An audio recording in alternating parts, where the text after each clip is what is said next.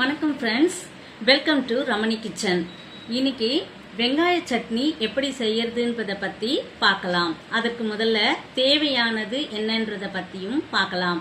முதல்ல வெங்காயம் 2 வெங்காயத்தை நான் கட் பண்ணி வச்சிருக்கேன். ஒரே ஒரு தக்காளி கட் பண்ணி வச்சிருக்கேன். காஞ்ச மிளகாய் எடுத்திருக்கேன். அது மிளகாய் உங்களோட காரத்துக்கு ஏற்ற மாதிரி நீங்க அதை எவ்வளோன்றத நீங்க போட்டுக்கோங்க.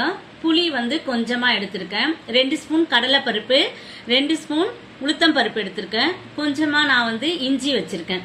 இதுதாங்க. வாங்க எப்படி செய்யறதுன்றத பத்தி பார்க்கலாம்.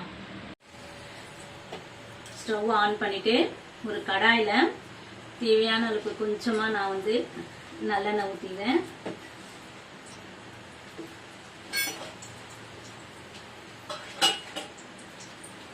எண்ணெய் கொஞ்சம் காஞ்சதும் கட் பண்ணி வச்சுக்கிற வெங்காயத்தை இதில் நாம சேர்த்துருவோம்.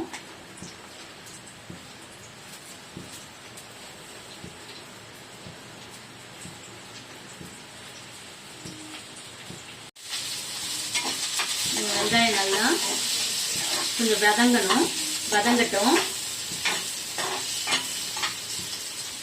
லைட்டா வதங்கிருக்கு. இந்த டைம்ல இந்த தக்காளியும் இதை சேர்த்து இதோட கூடவே நாம வதக்கிக்கலாம்.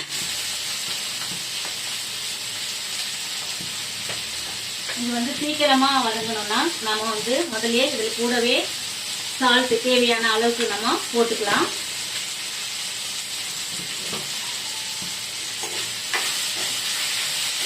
இட்லி, தோசை நீங்க இதை வச்சு சாப்பிட்டீங்கன்னா ரொம்ப சூப்பரா இருக்கும். அப்படியே நல்லா வதங்க விடுங்க.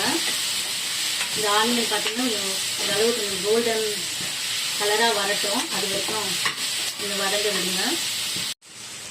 நல்லாவே வதங்கிடுச்சு.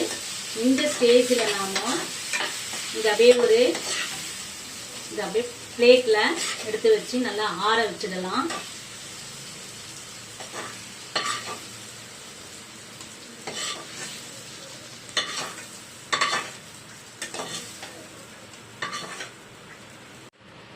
இப்போ கொஞ்சமா மறுபடியும் ஆயில் போட்டுக்கோங்க. நம்ம கட் பண்ணி வச்சுக்கிற இந்த இஞ்சியை இதில் போட்டுக்கலாம். ஒரு சிலர் இந்த இஞ்சி போட மாட்டாங்க, அதோட ஃப்ளேவர் பிடிக்கலன்னுவாங்க. ஆனால் எனக்கு இஞ்சி போட்டாதான் அதோட டேஸ்ட் ரொம்பவே நல்லா இருக்கும்.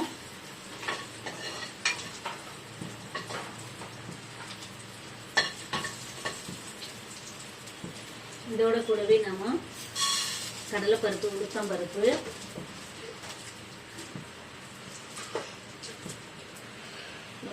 மிளகாய், இந்த புளியும் இதோட சேர்த்து நீங்க நல்லா வதக்கிக்கோங்க. நல்லா வதங்கிடுச்சு. ஸ்டவ் ஆஃப் பண்ணிடுங்க. இதையும் அப்படியே நம்ம பிளேட்டுக்கு ட்ரான்ஸ்ஃபர் பண்ணிட்டு இதை நல்லா நம்ம ஆற வச்சிடுவோம். இப்ப நல்லா ஆறிடுச்சு. இதை ஒரு மிக்ஸி ஜார்ல போட்டுட்டு நம்ம அரைச்சி எடுத்துட்டு வந்துடுவோம்.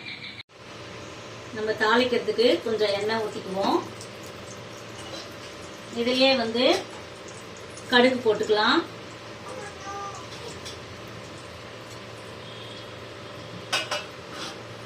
நல்லா பொரியட்டும். அது கூட கொஞ்சம் நான் சீரகம் ஆட் பண்ணியிருக்கேன்.